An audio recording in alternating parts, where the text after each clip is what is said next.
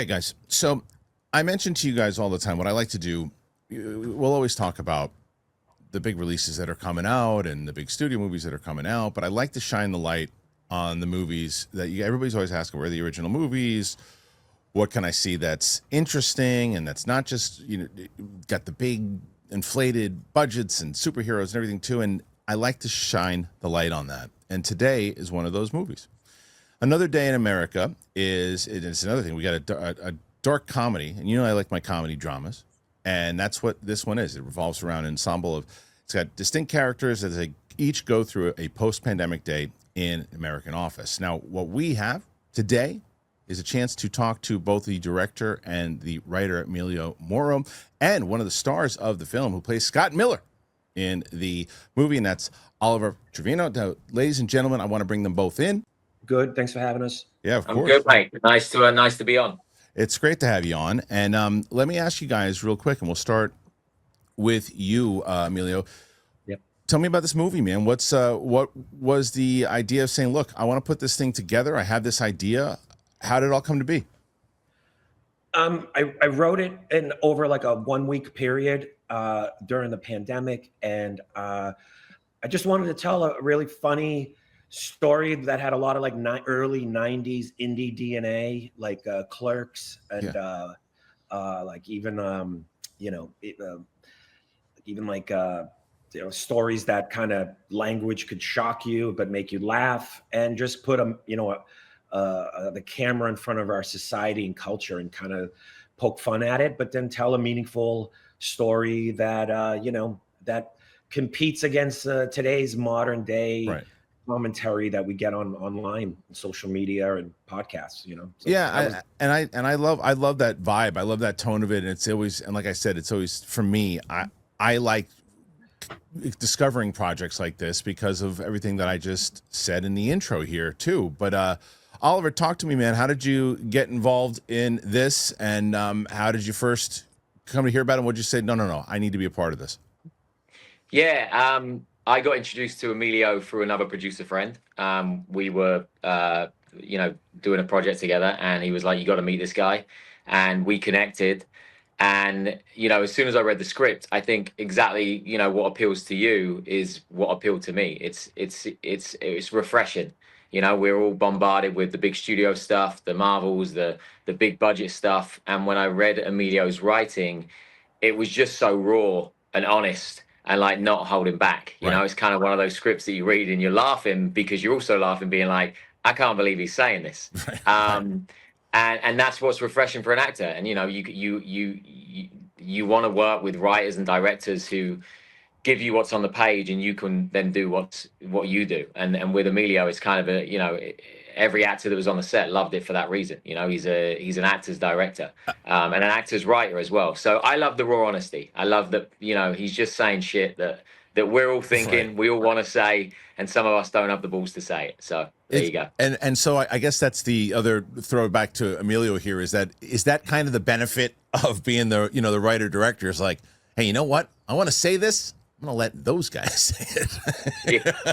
Yeah, I think the real benefit it's a $300,000 film, right? I mean, which is insane, right? And that's craft services on a Marvel movie. Yeah, I just exactly. say that all the time too. Yeah. It's kind of like so, but I just had the liberty to take risks and be bold and use the power narrative. The reality is you do get this commentary, but you see it in your comment section of a Twitter feed that like went haywire. You know what I mean? Right. So like, I just wanted to kind of encapsulate a lot of the things that we don't see in movies anymore. Like movies aren't the one, the stories are told everywhere now, Kristian, you tell stories every day through your podcast. So, so I just kind of wanted to use, that craft to tell this story. And I just didn't want to I didn't ever want to say like, you can't say that and you can't do that. Right. And that's all I'm ever hearing in this business. So yeah, okay, if the movie's 15, 20 million, I get it. But when you're making a smaller film, you can just take those risks, and it was great. I say that all the time on the show, is that I think that one of the things that I like when directors and writers and actors are challenged with the smaller budgets, because it it puts you in this kind of crunch. I mean, you hear about the classic stories, whether it's, you know, Rocky or whatever it is, about these movies that they didn't have the luxury of having these big, huge budgets. They had to get creative in order to make things work. And I guess it's a question for both of you. And I'll start with Oliver. You know, when it comes to working in a $300,000 budget and knowing you could work on a big Marvel movie and you get like the first class treatment and all these different things, but there's something raw about this, and it challenges you creative. I want to talk to you guys both about the creative challenges, and does it help you think, as a performer and as a writer and as a director, to really benefit, because you're essentially, in a good way, handcuffed. Yeah, I mean, Marvel haven't called me up yet, so I haven't got experience on a Marvel movie yet. But I will say that, you know, the nicest part of this project is when you're making a movie for that kind of budget is you're forced to engage with each other. Yeah. You know, like, no one's hiding in their big trailers. No one's, you know, disappearing to their own craft service area. It's kind of like you really develop that relationship with your cast and your crew. You're all in it together. There's no egos. There's no room for egos. You know, if you've got an ego, it's probably going to go wrong on day one. And you're all there for the same reason, for the passion of making the film. Because if you weren't there for that passion, you would not be there. Right. You know, no one's in it for the paycheck. So I think it kind of flushes out that the BS of Hollywood a little bit, you know, because it really brings in the people that want to work and the people that are there trying to make stuff that will entertain an audience, you know, and that's what we all hope to do. As far as creatively, I mean, Scotty for me is he's bipolar. He's struggling with a breakup. You know, that's easy for me. You know, that's I tap into that any second. So, you know, just being around good people and human beings and having real conversations you know, Richie Costa, who was amazing. I had a lot of scenes with Richie. The best part is this, in between scenes, we're just chatting, and then Emilio rolls and we go back into chatting. Yeah. You know, so I think you get the authenticity more, for sure, you know? So yeah, I loved it.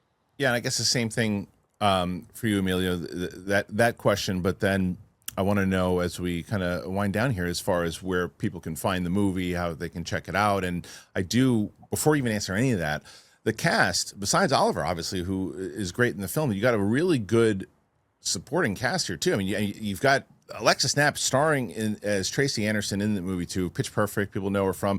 Richie Costa, as just mentioned. This cast is very solid, and it's so important in any movie that you do to really find that ensemble team to make it work.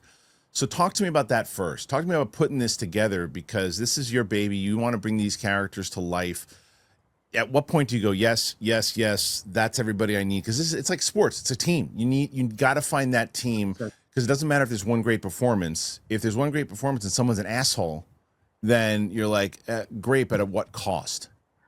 Yeah, you know, a lot of everyone in the film in some way or another were a friend or a friend of a friend. So Oliver asked Alexis to be in it. That's and cool. Natasha. I knew Paul and Richie from a movie from 10 years ago. And you know what I really thought is interesting too about the film is that there's people in this film that never acted before. Oh wow! Like never even acted. And so that writer-director dynamic with the actor, it's really more the writer in me, because I have to kind of tweak it to their wheelhouse. So I thought that was like an interesting thing where, you know, it's a pretty deep cast. It's a lot of there's a lot of storylines. I think what really benefited is that you have these like kind of like these parallel dovetailing storylines, but no one really worked more than 5 days. You know what I mean? So it was really easy to get Richie to be like, hey, you know, let me give you a scale. Right. for 5 days. But I'll answer this real quickly. Sure. Because it has to do with the acting. Yeah.